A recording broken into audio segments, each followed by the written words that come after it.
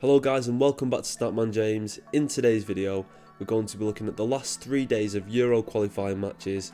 I'm going to break the games down, do a little bit of analysis, give you my score predictions, and let's jump straight into the video. Now first off, we start off today, Sunday the 19th of November, Group A, as Scotland host Norway. Now Scotland have won 6 of the last 7 home games. They won the reverse fixture back in Norway 2-1. Norway now without the main man Erling Haaland getting injured in the last game, and I can see Scotland win this match. They're already through in the group. They've got a 47.6% chance of winning this game. I think they will do. I'm going to say 2-0 Scotland. Now the next game in the group is Spain as they host Georgia. Now in the reverse fixture, Spain won 7-1, Alvaro Morata hat-trick, and Spain, if they win this game, they're already through to the Euros. Of course they're going to win this game. Georgia are in decent scoring form though. I expect them to get a goal. I'm going to say 4-1 Spain. Now moving into Group F, we've got Belgium as they host Azerbaijan. Now Belgium are unbeaten in the last 10 games, in that 7 wins and 3 draws.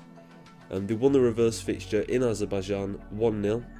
I expect a clean sheet here for Belgium. It should be a comfortable game. They're already through, they're scoring lots of goals. I'm going to say 4-0 Belgium. Now in the next fixture we have Sweden as they host Estonia. Now Jan Andersson, it's his last game in charge of Sweden, 7 years as coach, it's his last game. They won the reverse fixture last time out in Estonia 5-0. Coming back to Sweden now, the manager's last game, I expect this to be a good send-off. But Estonia usually do keep games close, but I do expect Sweden to win this match. I'm going to say 2-0 Sweden.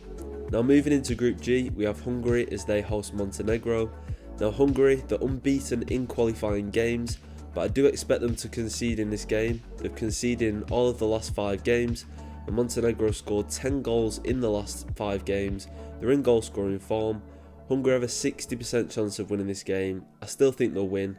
I think they'll concede 2-1 Hungary. Now continuing in Group G, we have Serbia as they host Bulgaria. Now Serbia, they're playing some good football at the moment. They've won 7 of the last 9 games, but they have conceded in all of the last 5 games at home. In a reverse fixture, it was 2-2 in Bulgaria, and this is a must-win game for Serbia. They're massive favourites with an 87.5% chance of win. I do think they'll get the job done. I'm going to say 3-1 Serbia. Now moving into Group J, we have Bosnia as they host Slovakia. Now Bosnia are in really poor form. They got absolutely blown out by Portugal. They've lost 6 of the last 8 games. And in contrast, Slovakia are playing quite well. They're already through. They're definitely the better side, and this is a bit of a dead rubber game. So I'm going to lean a 1-1 draw, but don't be surprised if Slovakia get the win here. A win for Slovakia is only valued at a 35% chance, which I personally think that's quite low. Next up, we've got Liechtenstein as they host Luxembourg. Now Liechtenstein are a really poor national team. They're one of the worst in the world. They failed to score in 12 of the last 13 games, and they've lost 22 straight matches. For me, they're one of the worst 5 nations at football in the world, but this should be quite a tight game. They held Portugal to 0-0 at half time last time at home, and they can definitely drag out games. Luxembourg, definitely the better team. I expect them to win this game. I'm going to go for a 2-0 Luxembourg win. Now the final game in Group J is group leaders Portugal as they host Iceland. Now Portugal come into this game with bags of confidence. They've already qualified. They've won all of the last 9 games, 8 of which they've won to 0. They've scored 34 goals in those last 9 games, which averages to 3.8 goals per game. Now Iceland, they can keep games close, and they've only lost 1 of the last 21 games by 3 or more goals, and that was against Spain over a year and a half ago. Now I do expect Portugal to win this game. I don't think it will be, a casual game. I think Iceland will keep it contested for large parts of the game, but this should be a comfortable Portugal win. I'm going to say 3-0 Portugal. Moving across to Monday the 20th of November, and we start off with Group C as North Macedonia host group leaders England. Now England aren't in the best of form. They've conceded in 5 of the last 6 away games, and last time out they were held to 1-0 by Malta until the 74th minute, and that goal came from an own goal, where they later finished the game 2-0, but it wasn't a convincing performance at all. Now, Macedonia have only got at least a draw from a side ranked in the top 30 in the world just once in the last 2.5 years, and that was against Italy. I can't see a ton of goals in this game, but I do think it will be a convincing performance by England, getting the win 3-0 to the Three Lions. Next up, we've got a massive game as it decides who goes through, as Ukraine host Italy. Now, starting with Italy, they've conceded in 6 of the last 7 games. Italy can take a draw in this game and they're still through. Ukraine must win to get second place in this group behind England. They have a 24% chance of qualifying. And the thing is with Ukraine, they usually beat the smaller sides like a Malta and Macedonia. And I can see Italy's quality in the likes of Berardi, Raspadori, DeMarco, Barella, Chiesa. I can see them stepping up and winning this game 2-1 Italy. Now, moving into Group E, we have Albania as they host the Faroe Islands. Now, in the reverse fixture, it was 3-1 to Albania. And Albania are playing some good football. They've only lost 1 of the last 9 games, and it was against Poland away from home. In the last 7 games, they've won 5, drew 2 and lost none. And a win would see them win the group outright. It's a dead game for Faroe Islands. The bottom of the group with just 1 point. I expect this to be a comfortable, professional performance by Albania, 2-0. Now, the next game in Group E is Czech Republic as they host Moldova. Now, Czech Republic, they are a strong team at home. They're unbeaten in the last 7 home games in the Euro qualifiers, but Moldova have scored in all of the last 6 games, and in contrast, Czech Republic have kept just 1 clean sheet in their last 6 games. Now, in the reverse fixture in Moldova, it was a null game, it finished 0-0. And Czech Republic need a result here in what is a cagey game in a cagey group, and I think they'll win the game marginally. I'm going to say 2-1 Czech Republic. Now, moving into Group H, we have Northern Ireland as they host Denmark. Now, Denmark really aren't playing well at the moment. They've scored 19 goals in the last 9 games, averaging 2.09 goals per game, but that's not a lot considering the teams that they've faced in this group, the likes of Northern Ireland, Finland, San Marino, Slovenia and Kazakhstan. Now, last time out they conceded against San Marino in a 2-1, what was almost a scrape win in the end. And in 6 of the last 8 games it's been really close. They've had 6 wins, 4 of which have been by 1 goal. They've had 1 draw and 1 loss. But the same can be said for Northern Ireland, who are playing even worse. Bar wins over San Marino, they've lost 8 straight games. But Denmark have conceded in all of the last 3 games, and I expect Northern Ireland to nick a goal here. But I can see Denmark's quality just getting them over the line, and I'm going to say 2-1 Denmark. Now, in the next fixture, we have San Marino as they host Finland. Now, the reverse fixture was 6-0 to Finland. 4 of those goals came within 11 minutes though, and I can see San Marino being better at home. You can't really ever back them to get a result, and I'm not going to do that here. I'm going to say that Finland win the game comfortably. I'm going to say 3-0. Moving into the final fixture of Group H, we have Slovenia as they host Kazakhstan. Now, this is almost a playoff game where both teams can go through. Slovenia are in the driving seat at the moment, as a draw would send them through with Denmark. They've won 4 of the last 5 games, and the only loss that Slovenia have faced in the last 5 is against Denmark.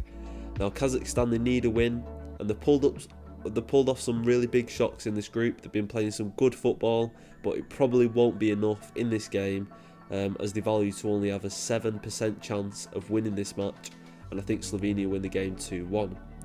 Now, moving into Tuesday the 21st of November, and the first game we have is in Group B, Gibraltar as they host the Netherlands. Now, Gibraltar come into this game on the back of a 14-0 loss to France.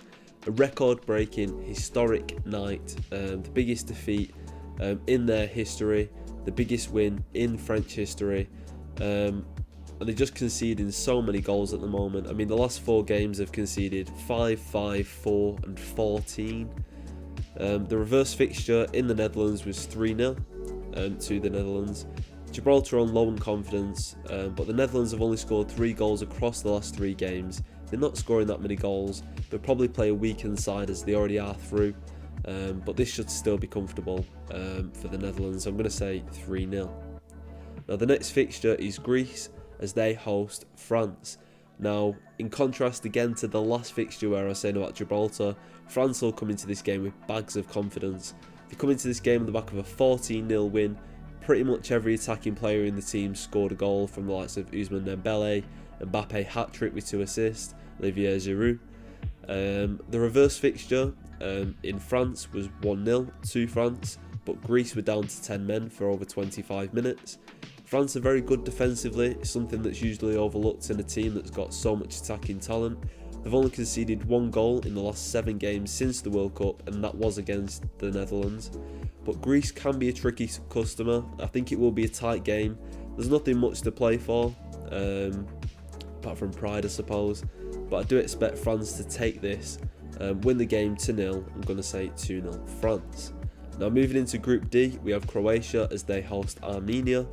Now, Croatia are hit and miss in form. Since the World Cup, they've won 5, drew 2 and lost 2. They've lost 2 of the last 3. They're an inconsistent side with some really good players, the likes of Brozovic and Modric in midfield. And they can definitely get at this team. This is an Armenia side without a clean sheet in 16 games. But they usually do keep it close, as they haven't lost by more than 2 goals in the last 12 matches. This is a dead game for Armenia. They're already out, comfortably out. Croatia only need a draw to qualify, and a win could see them win the group if Wales manage to beat Turkey. Now, I think this will be a game with less than, say, 4 or 5 goals in it. I don't think Croatia are going to blow them away. I'm going to go for a 2-0 Croatia win. And in the final fixture of Group D, we have Wales as they host Turkey. Now, this is a really interesting game again. Wales last time out, they dropped points in Armenia, a 1-1 draw, rescuing a point in the dying seconds of the game. A really disappointing result where they definitely needed a win to push themselves into a good chance of getting out of this group. Now this should be a tightly contested game. Turkey is starting to pick up some good form. They've won 3 of the last 3 games. Last time out they beat Germany 3-2 away from home in a fantastic performance. Turkey do sit top of the group. The draw would mean that they finish top and they're already through. Wales, it's a must-win game to give them any chance of going through, and it looks unlikely at this stage. They had to beat Armenia last time out, like I said, and they failed to. And again, I think Wales, the fans are going to be really up for this game. Turkey, they're not necessarily going to be all in, but I can see this being a draw. I'm going to go for a 1-1 draw.